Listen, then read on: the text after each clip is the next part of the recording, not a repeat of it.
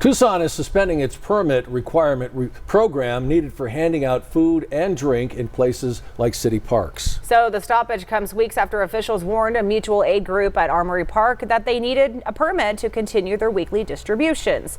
News 4 Tucson's Jacob Owens has been following this from the start. You join us live from downtown, from where all of this controversy began. Jacob.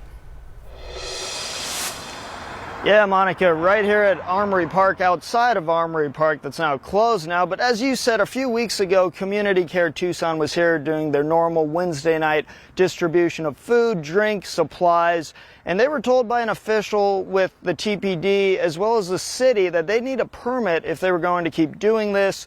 They came back the next week with a lot of supporters from the community. They were not cited or told anything else, and they've continued to do this. Now we're hearing from the city that they will be suspending this permit requirement.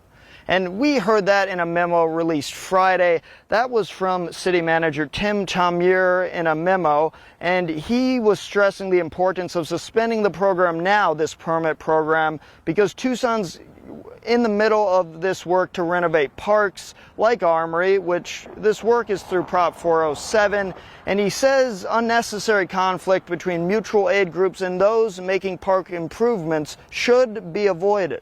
It definitely feels like the city has been responsive to what the community has been saying, which is that mutual aid is not a crime.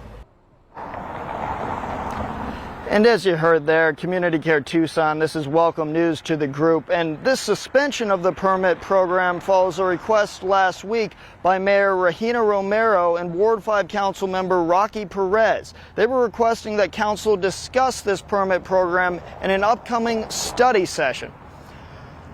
Monica, Sean, I spoke with Perez this afternoon, and he's expecting this study session discussion to happen next month. October 8th is when the next study session is listed for Tucson City Council. We will hear more from him, as well as what requirements do remain for these types of distributions ahead at 10.